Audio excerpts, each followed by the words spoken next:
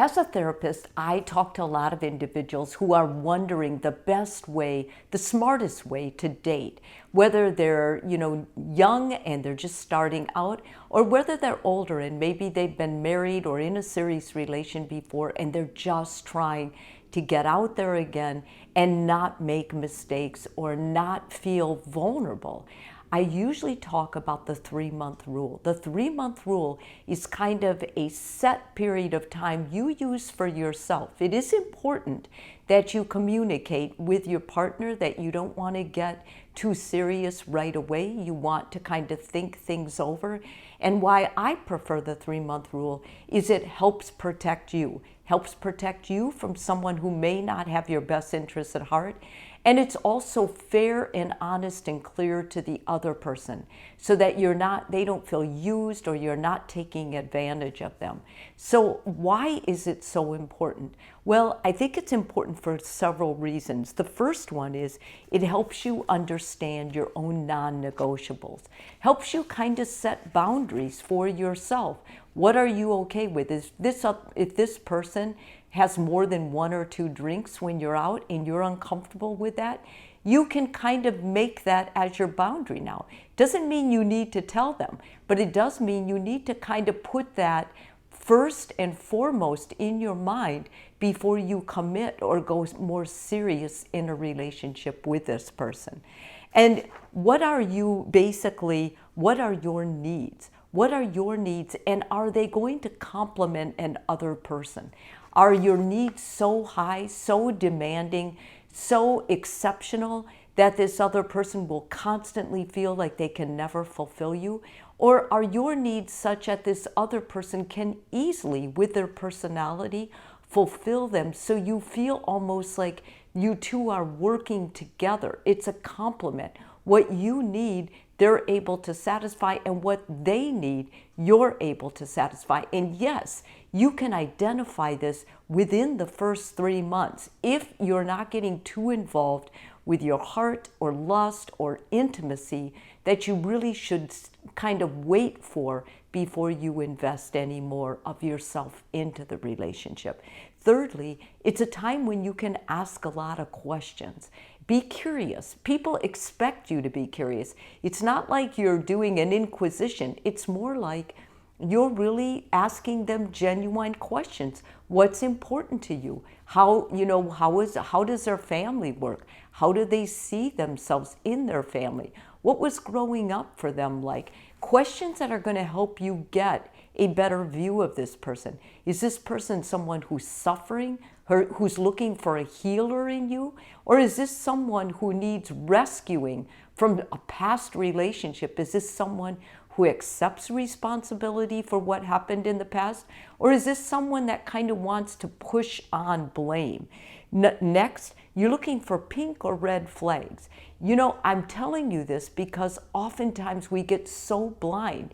If we start having sex too soon in a relationship, our brain will fill in holes or make excuses for someone's behavior when we have no business doing that. When people talk about being blindsided or they had no idea, more than likely it goes back to the idea that they were too in lust, they acted too soon with physical demonstration of love, and then they could not get it back. Like they had no idea who this person is. When I'm looking for red or pink flags, I'm asking myself, is this someone I could be friends with? Do I really like this person? Or is this a person who thinks they're better than other people? Is this someone who wants to isolate me? Is this someone who gets jealous when I have time for myself or time with my friends? Who is this person? And when they say something, question them. If they say something that is demeaning toward another person, tell them. Tell them up front, I'm curious about that. I don't really like that. You have every right to do that, especially it's so early in the relationship. They don't know what to expect from you either. It's a good time to mull this stuff all over. I think next, it's really important that you stay honest and clear with what your boundaries are, what you want in the relationship. No doublespeak, no explaining excuses. This is a time that you make sure you understand. Like when they say something, ask them, do you mean, when you say that, do you mean this? It's very important that all your cards are on the table, because if you hide stuff in the fear that they're going to reject you, I can tell you this is going to backfire.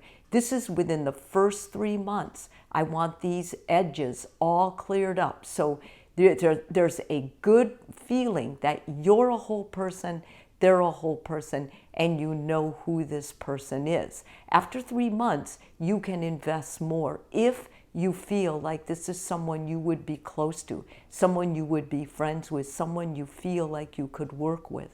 What I want you to really determine in the first 3 months, and for yourself too, is don't spend all your time together with this person. Give this person space. Plan not to spend the night, plan not to sleep together within the first 3 months. This is your time to figure out if this is a relationship you want to commit to. That's all it is, basically. It's 3 months of kind of a respite to take it easy, sit back, consider your options. Is this someone you're going to be honest with and really commit with? Don't invest too much of yourself too soon. I say this because it's so important. If you're rescuing this person, or you're saving this person, or this person tells you that they're estranged from their family, or they have a prison record, or they have financial issues, if you give too much too soon in this, then you've already broken your 3-month commitment. And honestly, this is going to not be a healthy relationship for you. It may be okay that a person has a prison record. It may be okay if the person estranges from their family. It may be okay if they have financial problems, but not without a long time to sort this out. If you're dating this person and this stuff is revealed to you, I would really be very cautious with how I went forward with this person. And don't ignore your gut. Your gut is so important. It's telling you exactly what you need to know, and so listen to it. After this time, if you feel like, okay, I don't really see any red flags, I don't see any pink flags, I don't really feel that, I feel like this is okay, then you can commit. But even after these things, if you still have some sort of a edgy feeling like, I just am not sure, then I'm going to tell you, I'm going to trust you.